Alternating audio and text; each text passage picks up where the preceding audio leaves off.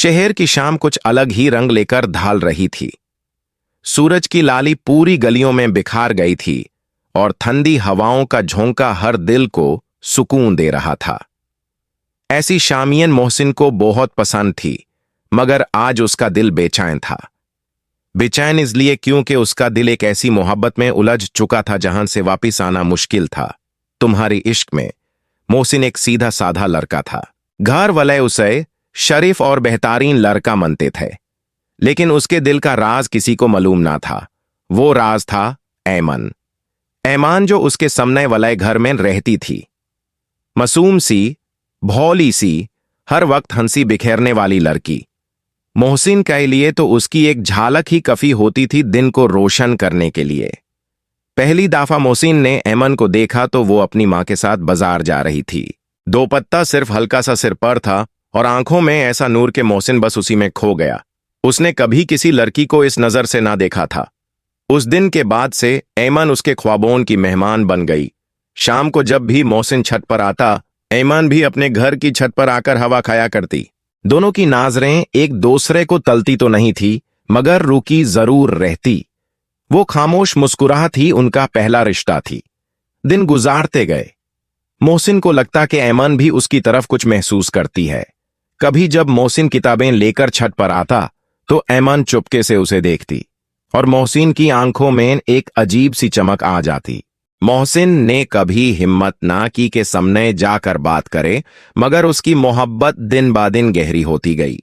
मोहसिन अपनी डायरी में रोज लिखता, आज भी उसकी मुस्कान ने मेरे दिन को रोशन कर दिया। अगर वो मेरी हो गई तो मेरी जिंदगी मुकम्मल हो जाएगी। एक रात चंद की रोशनी में मोहसिन ने हिम्मत जुटाए और ऐमन को एक छोटा सा कागज भेजा। लिखा था, आपकी मुस्कान मेरी दुनिया है, क्या आप मुझे कभी अपना बनाएंगी? ऐमान ने पहले तो चुप रही, मगर कुछ दिन बाद उसने वही कागज वापस किया जिसमें सिर्फ एक लफ्ज लिखा था, हाँ। मोहसिन के लिए वो लफ्ज एक जहान की खुशी थी। उस रात उसने सजदों में सर रखकर अल्लाह का शुक्रिया अदा किया। मगर मोहब्बत का सफर हमेशा आसान नहीं होता। ऐमन के घर वाले उसे अपने ममून के बेटे के साथ शादी करवाना चाहते थे। जब ऐमान ने इनकार किया तो घर में तूफान उठ गया। मोहसिन की मोहब्बत अब एक इम्तिहान बन चुकी थी। ऐमान ने मोहसिन को छुप कर बताया, मोहसिन, मैं सिर्फ तुम्हारी हूं, लेकिन घर वाले तैयार नहीं। मुझे डर है कि वो मुझे जबरदस्ती शादी कर देंगे। मोहसिन ने उसकी आंखों में आंसू देखे और वादा किया, मैं तुम्हारा हूं ऐमन, और तुम मेरी।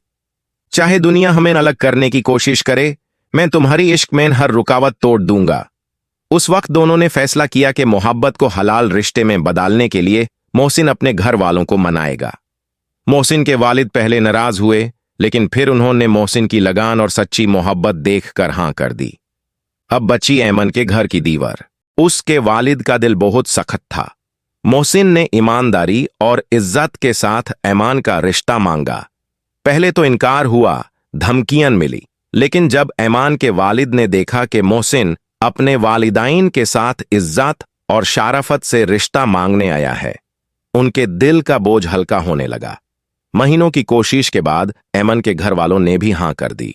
मोहसिन और ऐमान की शादी एक सादगी भरी मजलिस में हो गई।